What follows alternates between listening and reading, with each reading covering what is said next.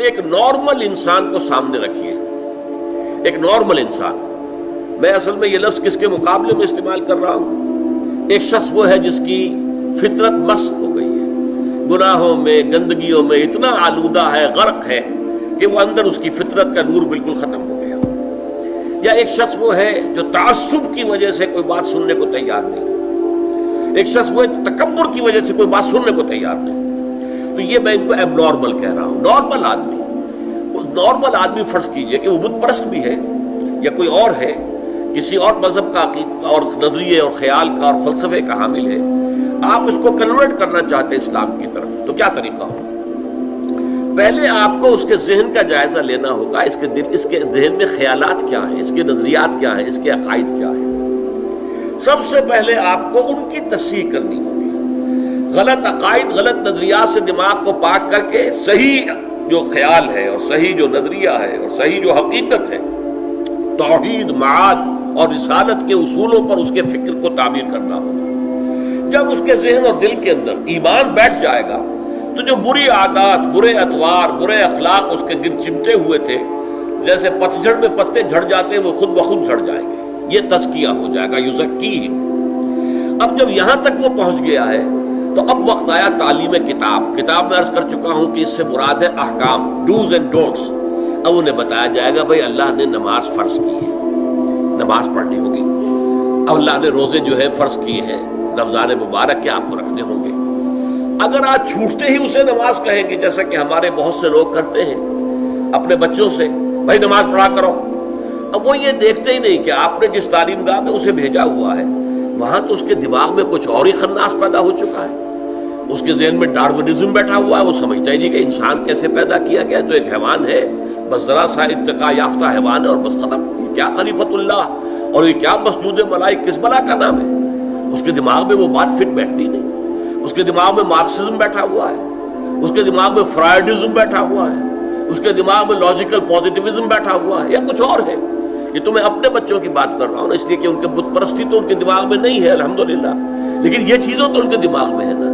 تو پہلے آپ ان کے دماغ کی تطہیر کیجئے، ان کے فکر کی تصحیح کیجئے، ان کے خیالات صحیح بنیاد پر استوار ہو، تب کہیں کہ نماز پڑھو. ورنہ محض یہ نماز پڑھا کرو تو انہیں نماز نہیں پڑھی، ڈانٹ دیا آپ نے، اس سے کچھ حاصل نہیں. تو جو نارمل طریقہ ہے، پہلے فکر کی تطہیر ہو، اس سے اخلاق کی تطہیر خود بخود ہو جائے گی. برے اعمال کو برے نظریات سے غذا ملتی ہے.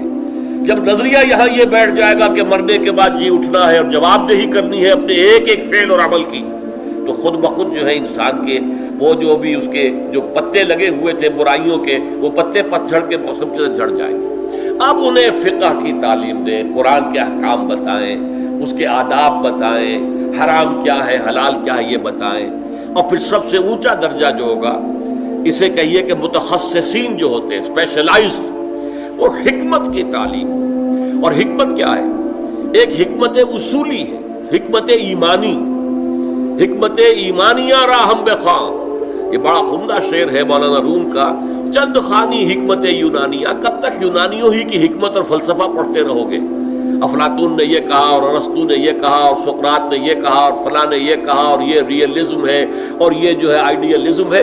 کب تک ان چکروں میں رہو گے؟ چند خانی حکمت یونانیہ، حکمت ایمانیہ راہم بخواں. ایمان کی حکمت پڑھو، وہ فلسفہ کہ جس کے نتیجے میں ایمان وجود میں آتا ہے، تو وہ حکمت ایمان ہے. اور ایک حکمت احکام ہے.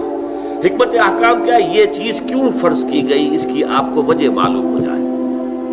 یہ چیز کیوں حرام کی گئی، اس میں ہمارے لیے کیا فائدہ ہے. یہ در حقیقت ہماری بہبود کے لیے، ہماری بھلائی کے لیے، ہماری خیرخواہی کے لیے کام دیے گئے. جب یہ چیزیں معلوم ہوتی تو اب شریعت بھاری نظر نہیں آئے گی، بلکہ وہ شریعت تو آپ کے اپنے دل کی آواز ہوگی کہ ہاں ایسا ہی ہونا چاہیے، فی الواقع یوں ہی ہونا چاہیے تھا. دیکھنا تقریر کی لذت کی جو اس نے کہا، میں نے یہ جانا کہ گویا یہی میرے دل میں ہے. یہ ہے natural process of converting a person to Islam and iman. اس طریقے سے حضور صلی اللہ علیہ وسلم نے لوگوں کو تیار کیا. پہلے قرآن مجید ان کو پڑھ کر سناتے رہے، جن کے اندر فطرت جو ہے ابھی کچھ بھی بیدار تھی، تھوڑی سی نہیں، چاہے کمزور تھی، مزمحل تھی، اندر روح جو ہے وہ ابھی مری نہیں تھی، وہ کھنچ کر آ جائیں گے. جیسے کہ میگنیٹ جو ہے وہ لوہے کی چیز کو کھینچ لیتا ہے. وہ کھنچ کر آ جائیں گے. اب ان کو قرآن مجید کے ذریعے سے ایمان کی تعلیم اور قرآن مجید کے ذریعے سے ان کا تزکیہ اور قرآن مجید کے احکام کی تعلیم اور قرآن مجید کی حکمت کی تعلیم، یہ چاروں چیزیں قرآن سے متعلق ہیں. اس لیے کہ حضور کا اعلی انقلاب قرآن ہے. اتر کر حرا سے سوئے قوم آیا اور ایک نسخہ کیمیا ساتھ لایا.